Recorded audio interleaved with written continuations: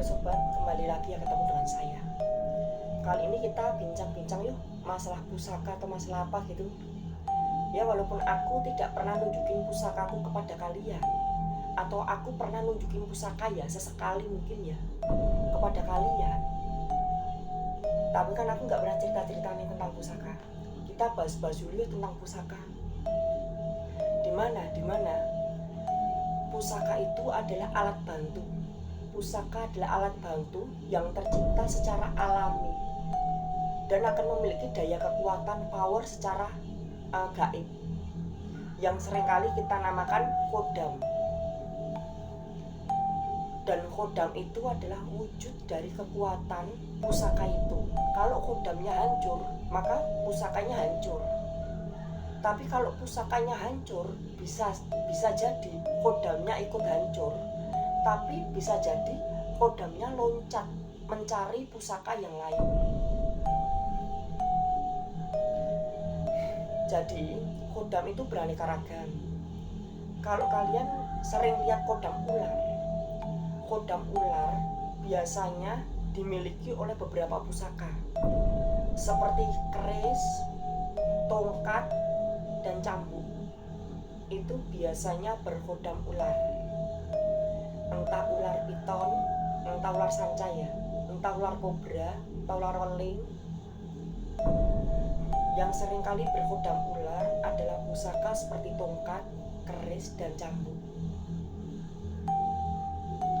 Lalu biasanya pusaka kebal itu biasanya paling sering itu adalah batu akik atau mungkin itu adalah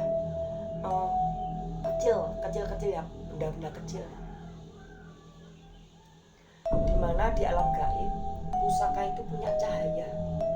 Pusaka yang cahayanya putih bening seperti kaca adalah pusaka yang bisa digunakan untuk segala kebaikan. Tetapi pusaka itu tidak bisa digunakan untuk kejahatan. Sedangkan pusaka dengan cahaya berwarna hijau kebiru-biruan atau biru kehijau-hijauan adalah pusaka yang fungsinya untuk pengobatan, fungsinya untuk medis, atau kalau zaman dahulu untuk tabib, untuk pengobatan. Sedangkan pusaka yang warnanya hitam kelam ataupun merah darah itu adalah pusaka pembunuh. Pusaka dengan cahaya warna hitam kelam adalah pusaka yang haus dengan roh, membunuh manusia menggunakan roh. Roh manusia itu akan dicabut, diambil. Manusia akan mati perlahan dan matinya akan mendadak. Sedangkan pusaka yang haus darah, merah darah, pusaka yang haus darah itu adalah pusaka yang digunakan untuk membunuh manusia melalui darah, contohnya kecelakaan. Intinya pusaka yang haus darah akan membunuh manusia dengan cara darah manusia itu akan keluar dari tubuhnya. Entah kecelakaan, entah tertimpa apa, intinya darah manusia itu akan keluar dari tubuhnya. Dimana pusaka yang serba bisa itu biasanya warnanya itu putih terang seperti kaca. Itu serba bisa tapi nggak bisa untuk berbuat jahat. Sedangkan seperti jenglot atau betara karang itu sama tapi beda. Itu bagaikan api dan asap. Jenglot itu adalah fosil manusia yang mempelajari ilmu betara karang. Sedangkan betara karang adalah ilmu untuk membuat seseorang menjadi keras seperti batu karang, sehingga organ dalam dan raganya tidak bisa membusuk. Sekalipun orang itu mati, kalau orang itu punya ilmu betara karang, dia tidak akan mati. Raganya tidak akan bisa membusuk. Dia akan menjadi fosil. Perbedaan antara jenglot dan betara karang. Kalau betara karang itu wujudnya seperti boneka. Betara karang itu wujudnya seperti boneka dari tanah liat. Sedangkan jenglot itu wujudnya seperti manusia. Jenglot itu wujudnya seperti manusia, punya rambut, punya kuku.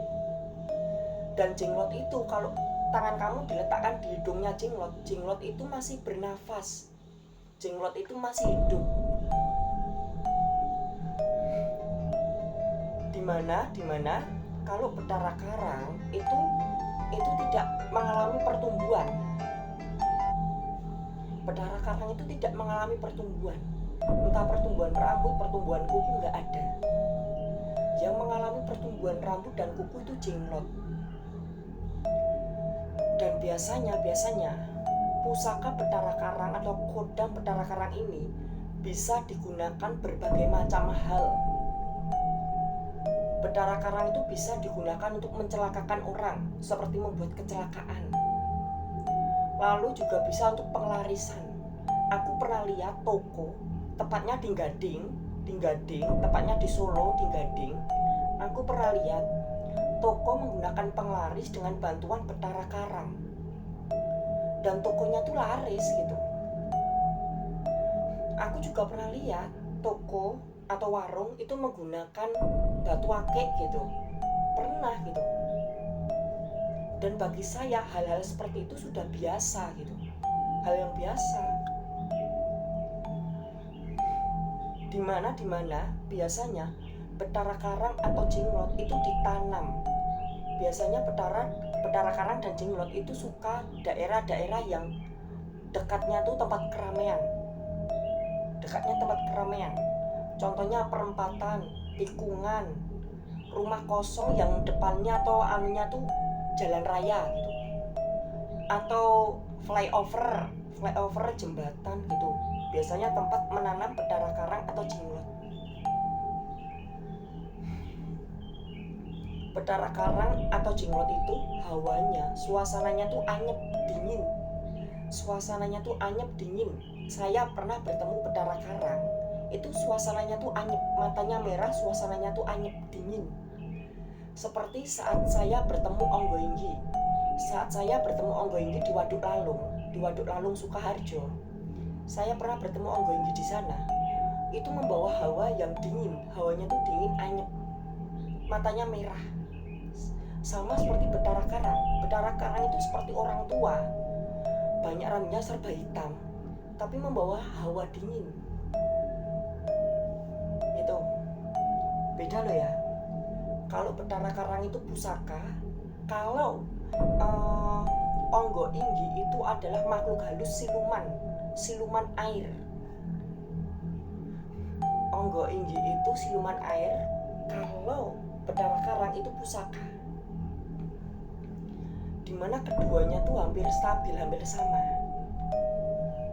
Tapi kemampuannya lebih mumpuni Betara Karang, karena Betara Karang ahli dalam banyak bidang. Sedangkan Onggoinggi hanya selalu di dalam air. Dan wujudnya Onggoinggi itu seperti parasut, dengan rambut yang agak besar, seperti parasut, tapi badannya kecil, kukunya tajam.